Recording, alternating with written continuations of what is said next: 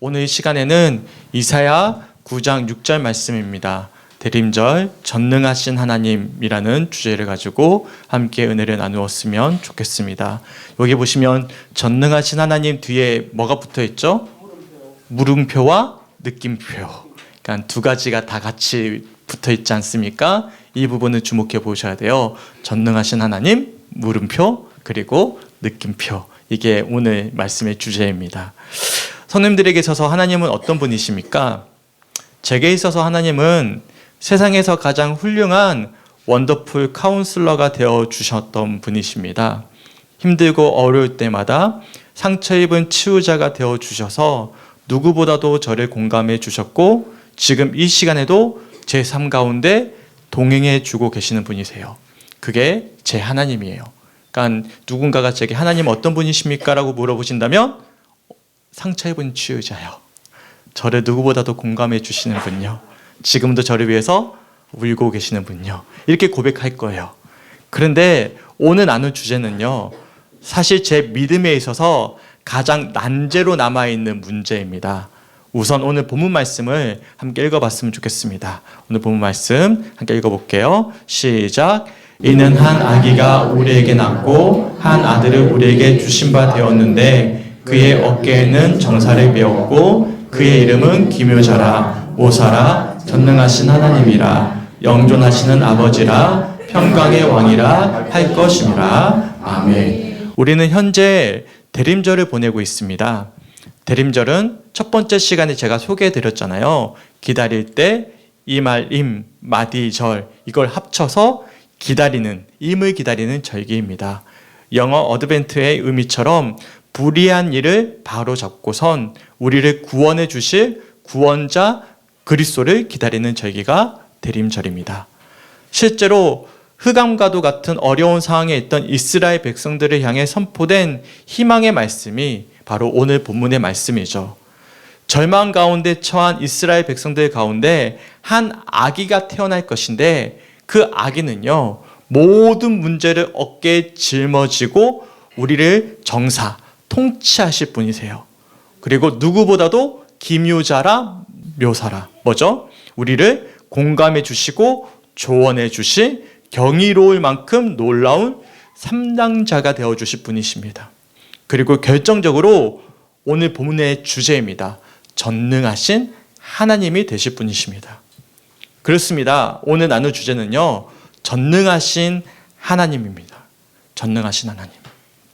그리고 제게 있어서 신앙에 가장 큰 난제가 있어요. 그게 뭐냐면 하나님은 전능하시다. 이것을 믿는 것이 목사인데요. 가장 큰 제 난제입니다. 하나님은 전능하시다. 과연 하나님의 전능이란 무엇을 의미할까? 하나님의 전능이란 단순히 세상 사람들이 생각하는 것처럼 모든 문제를 해결하실 수 있는 능력에 국한되어져 있다면 왜 세상이 이처럼 엉망진창일까? 왜 이처럼 내 삶이 퍽퍽할까? 의문이 드는 것이 어쩔 수 없는 것 아니겠습니까? 성죽교회 성도들 어떻습니까? 저와 비슷한 고민을 하시진 않으십니까? 하나님은 전능하신다는데 왜 이처럼 우리네 삶이 힘들어야만 하는 것입니까? 세상의 악한 사람들은요, 잘 먹고 잘 사는 것 같아요. 근데 왜 신실한 그리스도인들은 이처럼 어려운 것입니까? 그렇지 않습니까? 하나님 전능하신데요. 복음서 말씀을 살펴보시면 예수님은 분명히 수많은 기적을 행하셨습니다. 그래서 제이디 그리어 목사님은 자신의 저서에서 예수님이 행하신 기적에 관해 이렇게 소개합니다. 제가 한 부분을 소개해 드릴게요. 그분은 이 땅에 오셔서 땅 위를 걸으셨고 역사의 한 페이지에서 풍랑을 잠재우셨다. 그분은 물 위를 걸으셨다. 눈이 먼 자와 귀가 먼 자와 중풍병자를 치유하셨다. 심지어 죽은 자를 다시 살리셨다. 그분은 우리가 엄두도 낼 수 없는 일들을 행하셨다. 그분은 우리와 다른 분이시다. 바로 전능하신 하나님이다. 예수님의 공생애는 놀라운 기적의 연속이었습니다. 수많은 기적을 행하시면서 오늘 본문 말씀에서 예언하셨던 것처럼 전능하신 하나님이라는 사실을 만방에 보여주셨어요.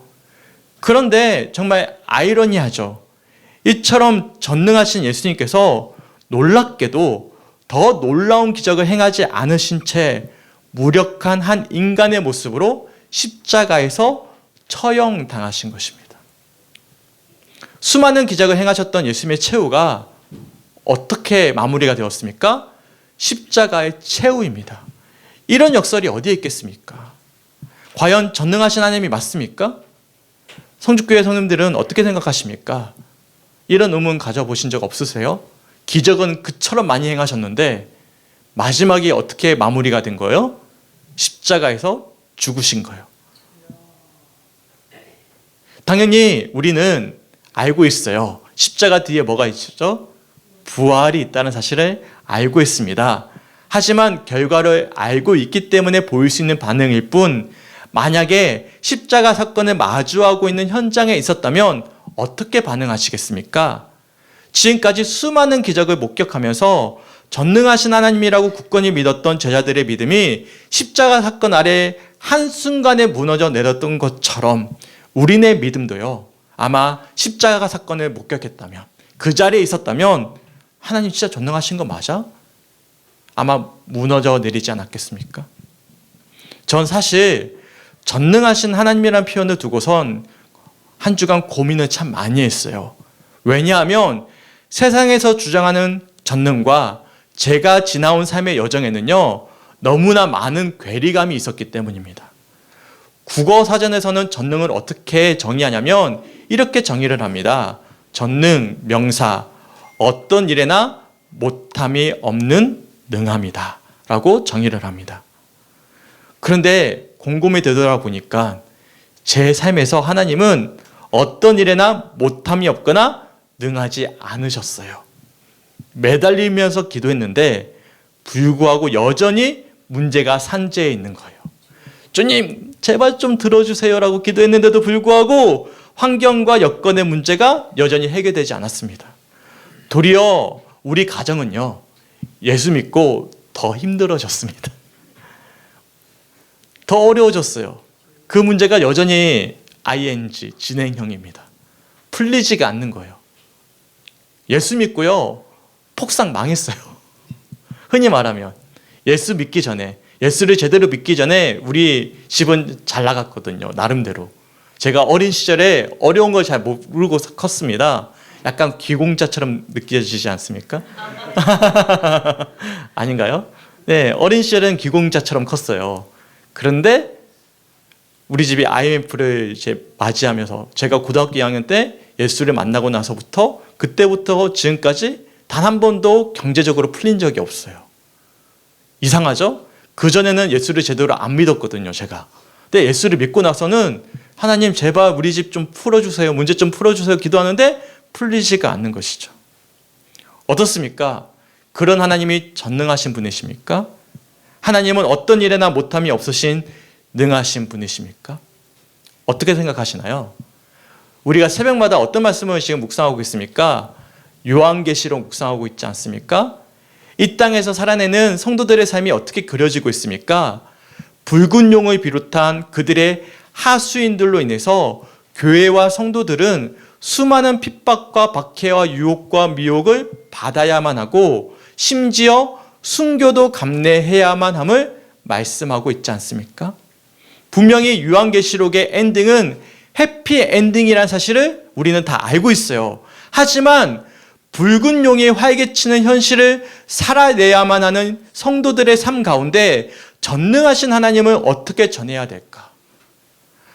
결과는 알고 있지만 현실은요, 붉은 용이 활개치고 있는 거예요. 하수인들이 우리들을 공격하고요, 미혹하는 거예요. 거기서 우리가 살아내야만 하는 것이죠. 그런 성도들에게 하나님은 전능하시다 라는 사실을 어떻게 전해야 될까?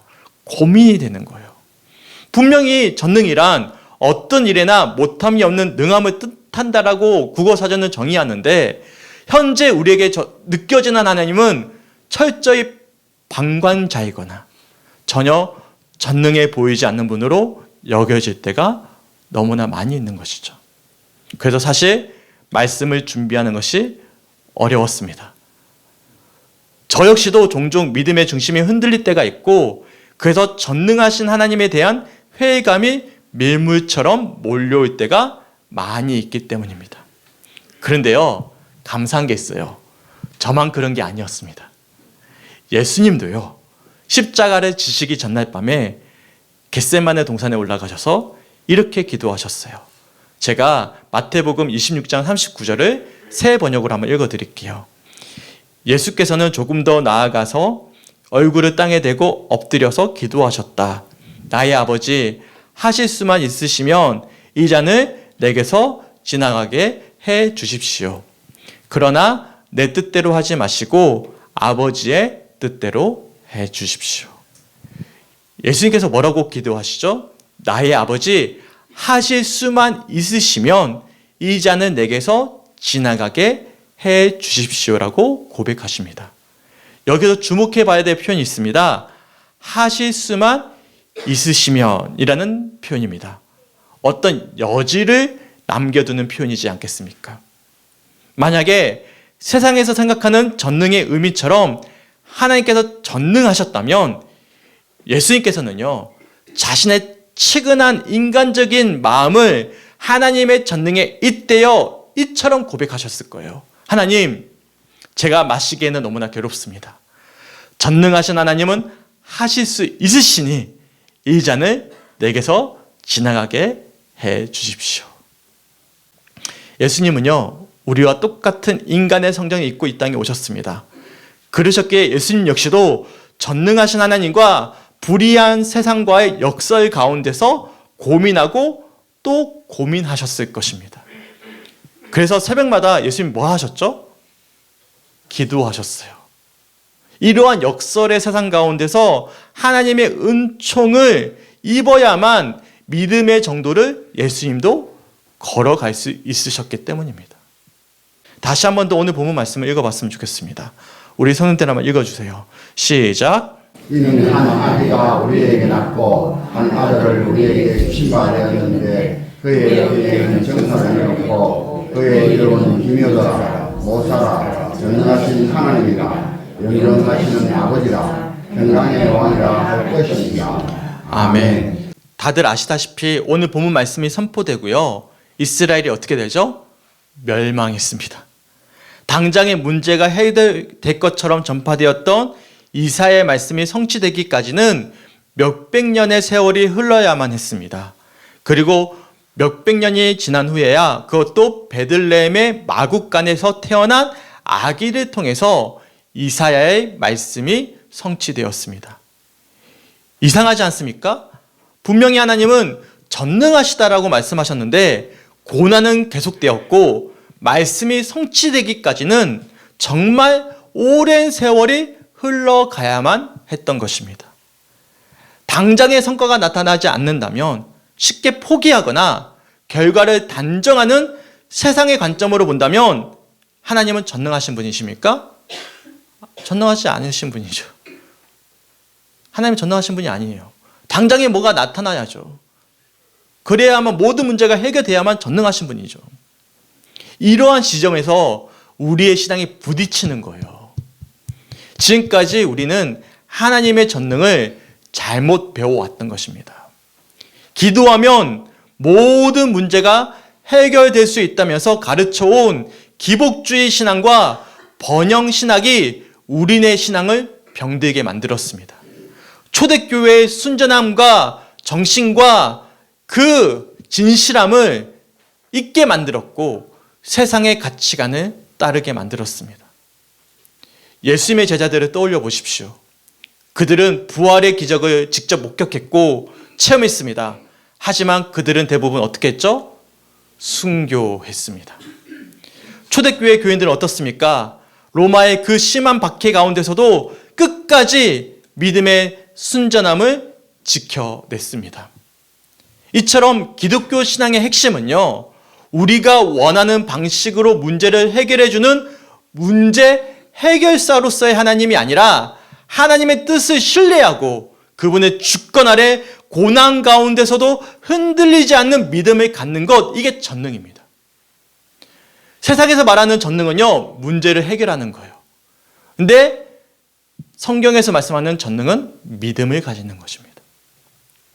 만약에 하나님의 전능을 단순한 문제 해결에만 초점을 맞춘다면 기독교 신앙은 세상의 성공과 기복주의 신앙으로만 흘러갈 위험이 다분한 것입니다. 하지만 성경에서 말씀하는 하나님의 전능은 그렇지 않습니다.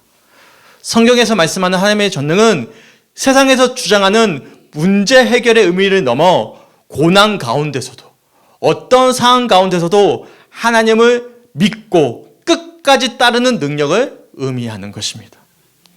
다시 한 번 더 예수님의 기도를 한번 살펴보면 이렇습니다. 제가 한 번 더 읽어드릴게요. 예수께서는 조금 더 나아가서 얼굴을 땅에 대고 엎드려서 기도하셨다.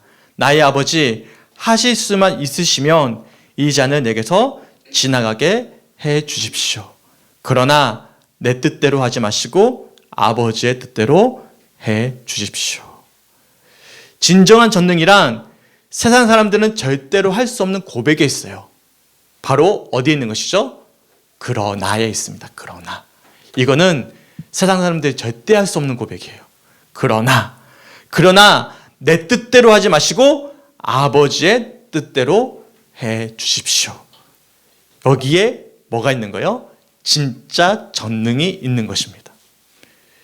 생각해 보세요. 내가 원하는 것을 얻을 수 있다. 그러면요, 어린 건우와 채안이도 선택할 수 있는 거예요. 갓난아이도 거절하지 않고 선택할 수 있다면 누구나 할 수 있는 당연한 모습일 뿐입니다. 건강이 좋지 않은데 건강이 회복될 수 있는 거예요. 물질의 문제로 어려운데 물질의 문제가 해결됩니다. 관계의 문제로 어려움을 겪고 있는데 관계의 문제가 풀리는 거예요. 싫어할 사람이 있어요? 없어요? 없어요. 이것을 전능하다라고 이야기할 수 있습니까? 당연한 거죠. 당연한 것입니다. 당연한 것을 당연하다고 할 뿐입니다. 사도 바울은 육체의 가시로 인해 너무나 큰 어려움을 겪고 있었습니다. 그래서 하나님께 3번에 걸쳐서 간절히 기도드렸어요. 말이 3번이지 성경에서 3이 뭘 의미하죠? 완전수. 그러니까 정말 완전할 만큼 최선을 다해 기도를 드렸어요. 그것뿐이겠습니까? 사도 바울이 경험한 고난과 역경은 세상 누구와 비교해도 과하지 않을 만큼 심했습니다. 하지만 그는 이러한 고백을 남겼어요. 이게 진짜 전능이죠. 고린도후서 12장 9절 말씀입니다. 나에게 이르시기를 내 은혜가 내게 족하도다. 이는 내 능력이 약한 데서 온전하여 짐이라 하신지라. 그러므로 도리어 크게 기뻐함으로 나의 여러 약한 것들에 대하여 자랑하리니 이는 그리스도의 능력이 내게 머물게 하려 함이라. 아멘. 이것이야말로 진짜 전능이죠. 세상 사람들은 절대 할 수 없는 고백입니다. 지난 주 중에 신학교 동기 아버님이 돌아가셔서 통영까지 다녀왔어요. 근데 차가 없어가지고 차가 한 대니까요. 아이들의 픽업을 아내가 해야 되니까 진짜 힘들게 갔다 왔어요. 통영 가기 되게 힘들대요. 지하철 타고 버스 타고 택시 타고 갔다 왔어요. 그 시간에 제가 뭐 했을까요? 책을 봤습니다. 책을 봤는데 참 좋았습니다. 비운동성 선모 증후군 혹시 들어보셨습니까? 우리나라에서 학명이 없대요. 그러니까 정말 희귀한 선천성 희소 질환을 타고난 분이 쓴 글이었습니다. 지금은 하나님의 부르심을 받았어요. 네, 이분이 살아생전에 쓴 글을 모아둔 기쁨의 편지라는 신앙 수필을 오가는 길에서 다 보게 되었습니다. 개인적으로 큰 도전이 되었어요. 오늘 말씀에 적용이 되겠더라고요. 제가 몇 부분을 소개해 드릴게요. 저는 이 부분에 정말 진짜 하나님의 전능이 담겨져 있구나라는 사실을 제가 깊이 묵상하게 되었습니다. 나눠드린 글에 있어요. 안 보이시면 한번 참고해 보시면 될 것 같습니다. 제가 건강을 위해 기도 요청을 할 때는 치료만을 바라는 것은 아닙니다. 치료가 안 되었다고 해서 하나님이 기도를 들어주지 않는다고 생각하지도 않습니다. 제게 기도는 내가 원하는 것을 하나님께 요구하는 행위가 아니라 하나님의 마음을 알게 해달라는 요청입니다. 기적의 본질은 내가 원하는 것을 하나님이 들어주시는 게 아니라 어떤 상황에서도 하나님이 나를 사랑하심을 아는 것이었습니다. 이러한 고백이야말로 세상 사람들이 절대로 할 수 없는 놀라운 고백이자 기적이지 않겠습니까? 그리고 이야말로 하나님의 전능을 경험한 사람만이 할 수 있는 고백이지 않겠습니까? 놀라운 고백이죠. 또 다른 부분을 한 번 더 소개하면 이렇습니다. 밑에 있어요. 한번 읽어드릴게요. 하나님과 신앙을 도구로만 이용하려 했던 제 모습을 발견했습니다. 사람들이 하나님을 도구화할 때 그때마다 하나님도 상처받고 아파하신다는 것을 알았습니다. 하나님과의 관계 회복, 모든 상처 치유의 열쇠가 거기에 있었습니다. 이제부터 하나님이 당장 필요해서 기도하는 습관을 버리려고 합니다. 하나님도 단지 어떤 필요 때문에 저를 찾지는 않으실 것이라 믿습니다. 사랑하면 찾게 되고 보게 되고 대화하게 되어 있습니다. 하나님의 능력을 구하지 말고 하나님의 사랑을 구하시기를 바랍니다.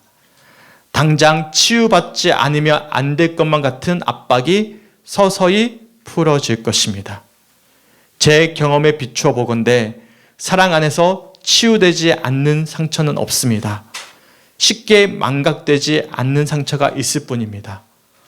혹시 상처로 힘겨운 분이 있다면 하나님의 사랑 안에서 자유할 수 있기를 구하시기 바랍니다. 이처럼 하나님의 전능은요, 단순한 문제 해결에만 있지 않습니다. 하나님의 전능은 우리의 뜻이 아니라 하나님의 뜻이 이루어지는 데 있는 것입니다. 예수님께서 겟세마네 동산에서 기도하셨던 것처럼 위의 저자가 하나님의 능력을 구하지 말고 하나님의 사랑을 구하겠다라고 고백했던 것처럼 하나님의 전능하심은요, 우리가 이해하지 못할 상황 가운데서도 하나님의 선한 계획을 이루어 가심을 믿는 믿음, 그 믿음에 있는 거예요. 어떻습니까? 우리 성죽교회 성도님들은 이러한 하나님의 전능을 믿으십니까? 아멘이 없으세요? 믿으십니까? 네. 하나님은요, 우리의 생각과 계획과 의도와는 비교할 수 없을 만큼 크신 분이세요. 이걸 믿으셔야 됩니다. 누구보다도 우리를 사랑하시고 누구보다도 우리를 잘 알고 계신 전능하신 분이 바로 우리 하나님이십니다.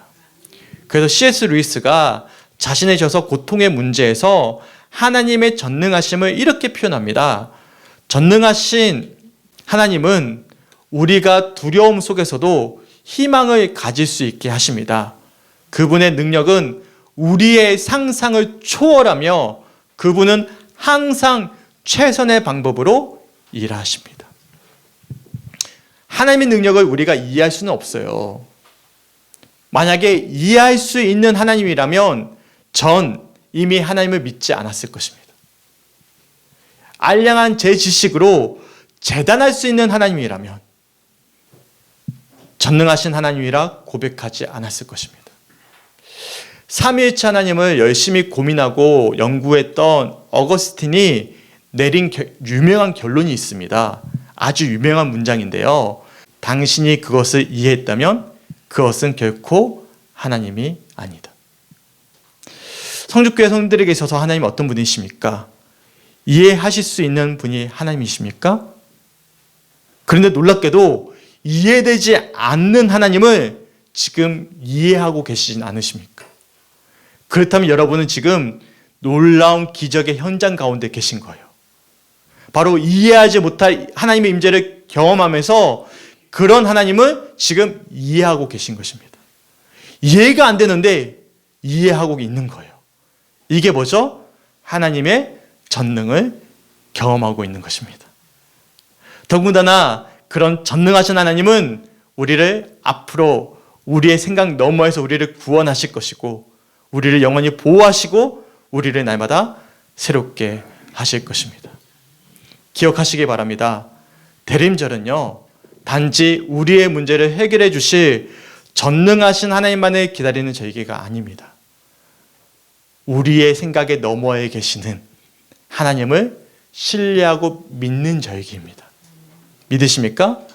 그 주님이 지금 이 시간에도 나는 이해가 안 되는데 이해가 되어지네, 믿어지네 라는 사실에 놀라워하면서 그 주님을 소망하는 저에게입니다. 이게 전능이에요. 제게 물어볼 수 있어요. 목사님 어떻게 목사가 됐어요? 저도 몰라요. 저도 모르겠어요. 제가 왜 이 자리에 서 있지? 한 주 동안 제가 많이 되돌아봤습니다. 내가 어떻게 이 자리에 서 있지? 설명이 안 돼요. 이게 전능입니다. 하나님이 하신 거예요. 제 이해로는 아직도 하나님이 이해가 안 됩니다. 저 전능하신 하나님 저 풀어서 고백 못해요. 그런데 지금 믿어져요. 이걸 어떻게 설명이 가능해요? 이게 기적이지 않겠습니까? 그리고 어려운데도 불구하고 살아내는 거예요. 장로회의를 하는데 어떤 한 장로님이 제게 그런 말씀을 하시더라고요. 아, 돈 싫어하는 목사님 처음 봤다고. 제가 돈 싫어하겠습니까? 네, 돈 싫어하게 하시더라고요. 이게 또 기적인 거예요. 놀랍죠? 네, 돈 제일 좋아하는 사람이 돈 싫어하게 만드시는 거예요. 그러니까 이게 이해가 안 되는 거예요. 설명이 안 되는 거예요. 왜 이렇게 내가 살아가고 있을까라는 물음을 던지는 거죠. 이게 하나님의 전능입니다. 핍박을 받고 조롱을 받고 인정을 받지 않더라도 내게 주어진 자리를 기쁨과 감사함으로 갈 수 있다는 것. 하루에도 수십 번 갈 때처럼 흔들려요. 이번 주에 저 마음 많이 흔들렸거든요. 저희 아내가 증인이고 우리 어머니가 산 증인입니다. 근데 또 이 시간에도 굳건하게 또 말씀을 전능하시다라고 전하고 있어요. 이건 또 누가 하시고 계시는 거예요? 하나님이 갈대와 같은 저를 만지셔서 하고 계시는 거예요. 또 이것도 전능이에요. 그러니까 하나님의 전능이라는 것이 당장에 뚝딱 어떤 도깨비 방망이처럼 문제 해결을 하시는 것이 아니라 그럼에도 불구하고 영원한 하나님 나라를 소망하면서 이 시간을 꿋꿋하게 변함없이 정직하게 걸어가게 하는 삶. 그 삶을 통해서 하나님의 전능을 드러내게 하신다는 사실입니다. 사도 바울의 마지막이 어떠하신지 아십니까? 외롭게 참수형을 당했습니다. 누구도 그 곁에 있지 않았습니다. 실패한 자의 삶이었습니다. 근데 그 사도 바울의 삶은 전능했어요. 사도 바울 때문에 우리가 지금 복음을 듣고 있기 때문에 그렇습니다. 이건 세상의 역설이에요. 세상에서는 실패한 자였는데 하나님 나라에서는 성공한 자였습니다. 전능하신 하나님은 죄로 만연한 붉은 용이 역사하고 하수인들이 활개치는 이 세상 속에서 우리를 만져가시고 변화시켜 가시고 우리를 사랑하시고 고난 가운데서 하나님의 영광을 드러내실 것입니다. 그리고 이러한 모든 모습들을 통해서 하나님의 때에 세상 가운데 드러내실 것입니다. 소망하십시오. 흑암으로 가득한 세상 가운데 빛으로 오셔서 십자가에서 그 사랑의 완성을 보여주셨던 예수님처럼 세상을 역행하는 놀라운 하나님의 전능을 삶으로 보여줄 수 있는 우리 성죽교회 성도들이 되시길 주님의 이름으로 간절히 축원합니다. 제가 마지막으로 나눠드렸던 이 유인물 뒷장에 보시면 희년의 노래라고 이 책을 썼던 이 저자의 시가 있습니다. 제가 한번 읽어드릴게요. 글자가 작아서 제가 일부러 말씀드리는 거예요. 희년의 노래, 기쁜 소식을 알리자. 가난한 자들에게 기쁜 소식을 알리자. 이 땅에 태어난 게 축복인 줄 모르는 자들에게 당신도 하나님이 기뻐하는 자녀라는 기쁜 소식을 전하자. 기쁜 소식을 알리자. 억압받는 자들에게 기쁜 소식을 전하자. 억울한 일을 당해도 하소연할 곳 없는 그들에게 하나님이 결코 당신을 잊지 않는다는 기쁜 소식을 전하자. 기쁜 소식을 알리자. 정의에 목마른 자들에게 기쁜 소식을 전하자. 온갖 불의와 거짓이 가득한 세상에서 지친 그들에게 공의의 하나님이 이 땅의 왕으로 다시 오실 기쁜 소식을 전하자. 하나님 나라가 오고 있다. 정직과 진실, 사랑과 평화의 발걸음이 우리를 향해 오고 있다. 거짓과 기만, 위선과 불의에 기댄 사람들이 두려움에 떨고 있다. 우리가 기쁜 소식을 전하는 자가 되자 재물과 탐욕이 지배하는 세상을 거두고 사랑과 배려가 가득한 하나님 나라를 노래하자. 복음을 잃어버린 교회에서, 복음을 잃어버린 세상에서 다시금 우리의 삶이 하나님 나라의 복음이 되자. 소망하기는 진짜 기쁨의 소식을 전할 수 있는 우리 성주교회 성도들, 또한 그런 대림절을 기다릴 수 있는 성주교회 성도들이 되시길 주님의 이름으로 간절히 축원합니다. 마지막으로 우리가 찬양을 불렀으면 좋겠다라는 생각이 들었는데 찬양을 들었으면 좋겠습니다. 아마 한 번쯤은 보셨을 아주 오래된 영상입니다. 마지막으로 보시면서 말씀을 마무리하도록 하겠습니다.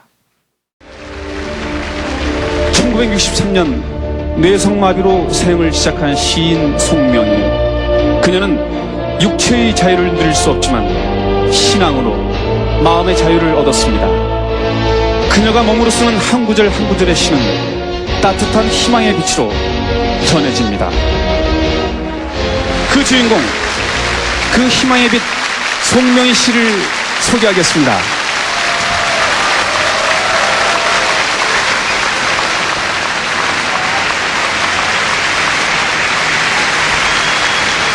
어서 오십시오.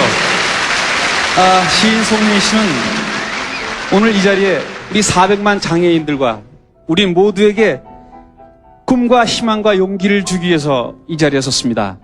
그리고 자신의 시를 읽기 위해서 이 자리에 섰습니다. 송명희 씨가 읽는 시는 여러분들이 못 알아들을 수도 있습니다. 그렇지만 여기 계신 송명희 씨는 누구의 도움도 받지 않고 자신의 시를 다 읽어갈 것입니다. 여러분, 뜨거운 격려의 박수 부탁드리겠습니다.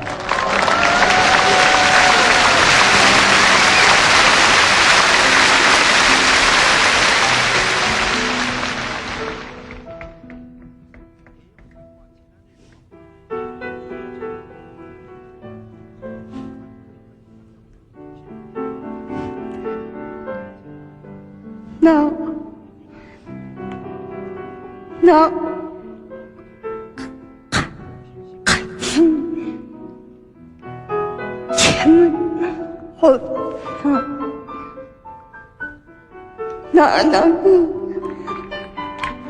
가진 시고 나는 있는 환경 현노 나는 없는 것 있으니 나는 것 벌고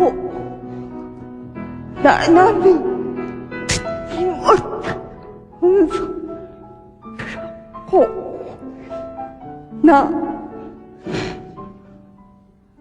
나는 받지 못한 사랑 받았고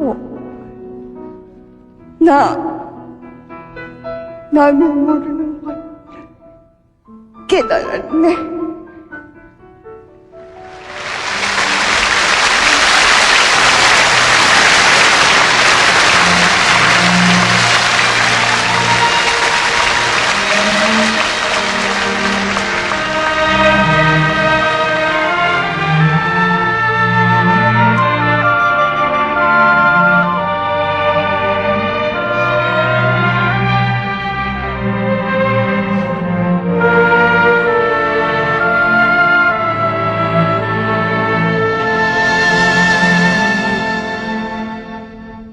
나 가진 재물 없으나 나 남이 가진 지식 없으나 나 남에게 있는 건강이 있지 않으니 나 남이 없는 것 있으니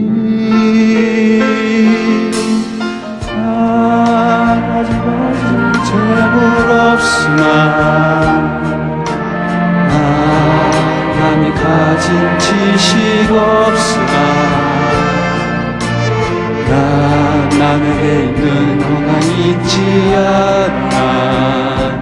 나 없는 건 있으니 나 남이 못 본 것을 보았고 나 남이 듣지 못한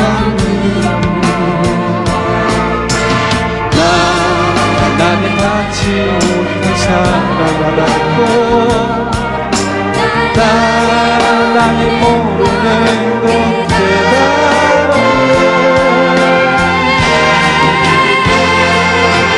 공평하신 하나님이 나를 가진 것만 없지만 공평하신 하나님이 나날이 없는 것 같게 하셨네.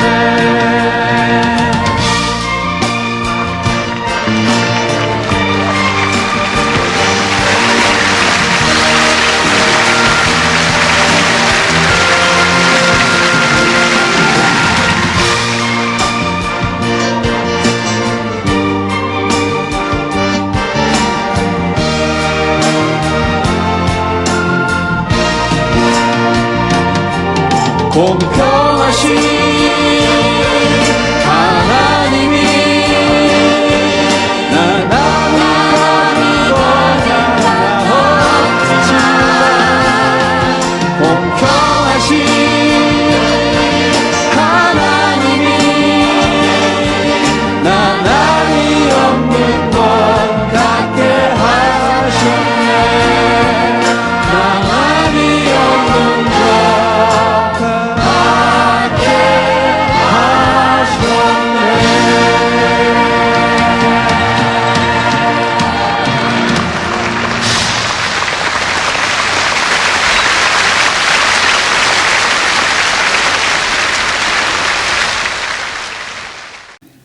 함께 기도하겠습니다. 주님, 전능하신 하나님, 정말 전능이란 무엇일까요? 우리가 그 전능이란 것을 세상 사람들과 똑같은 관점으로 바라보진 않았는지를 돌아보게 됩니다. 당장에 내게 주어진 문제 해결사로서 마치 도깨비와 방망이처럼 뚝딱 내 문제를 해결해 주실 분으로만 그렇게 여기면서 하나님을 바라보진 않았는지, 하나님을 도구와 삼아 내가 바라는 것을 이루어 주실 분으로만 여기진 않았는지를 돌아보게 됩니다. 주님, 우리가 생각하는 전능과 세상 사람들이 생각하는 전능이 무엇이 달랐는지, 똑같이 믿어오진 않았는지를 돌아보게 됩니다. 주여, 우리의 믿음 없음을 용서하여 주시옵소서. 주님, 공평하신 하나님께서 세상 무엇과도 비교할 수 없는 하나님의 놀라운 사랑을 우리들에게 심겨주셨고, 도저히 이해할 수 없는 하나님의 그 놀라운 하나님의 지식을 우리들에게 허락하여 주셨고, 십자가의 그 은혜와 사랑으로 우리를 구원해 주셨는데 우리가 무엇을 더 바라겠습니까? 이미 우리에게 영생의 생명의 양식이 주어졌는데, 그리고 그것을 우리가 소망하며 하루하루를 살아가고 있는데, 주님, 우리가 무엇을 주저하겠습니까? 주여, 우리 믿음 없음을 용서하여 주시옵소서. 주여, 우리에게 진정한 믿음을 주시고, 주님, 공평하신 하나님의 놀라운 사랑을 우리가 기억하면서, 전능하신 하나님이 이미 우리에게 모든 것을 주셨음을 우리가 소망하면서 대림절을 맞이하게 하여 주시옵소서. 전능하신 하나님이 이미 우리 삶 가운데 전능을 베풀고 계심을 우리가 기억하면서 우리에게 주어진 것들에 하나님 감사하면서 믿음의 여정을 담대히 걸어갈 수 있도록 인도하여 주시고, 하나님, 어렵고 힘듭니까? 좌절하지 않게 하시고, 하나님, 미혹과 유혹 가운데 흔들어댑니까? 주를 바라보게 하여 주시옵소서. 전능하신 주님께서 반드시 우리를 승리케 하실 것임을 소망하면서 날마다 영원하신 주님을 바라보면서 전능의 삶을 살아내는 우리 성주교회 성도들 될 수 있도록 인도하여 주시옵소서. 약한 그곳에 강합니다라고 고백했던 사도 바울의 고백이 우리의 고백이 되게 하여 주시옵소서. 주님, 그 잔이 내게는 너무나 벅찹니다. 그러나 하나님의 뜻대로 하여 주시옵소서라고 고백했던 예수님의 기도가 우리의 기도가 되어지길 간절히 소망합니다. 주님의 뜻이 우리 삶 가운데 이루어지기 원합니다라고 고백하는 이 전능의 고백이 우리의 삶의 고백이 되어지길 간절히 소망합니다. 주님, 역사하여 주시옵소서. 그래서 세상이 감당할 수 없는, 세상 사람들은 감히 상상도 할 수 없는 그 놀라우신 하나님의 은혜와 은총을 날마다 감격 속에 누리며 살아가는 영생을 소유한 자들 될 수 있도록 주님 날마다의 은혜 가운데 축복하여 주시옵소서. 감사드리며 우리를 사랑하시는 예수님의 이름으로 간절히 축복하며 기도드렸습니다. 아멘.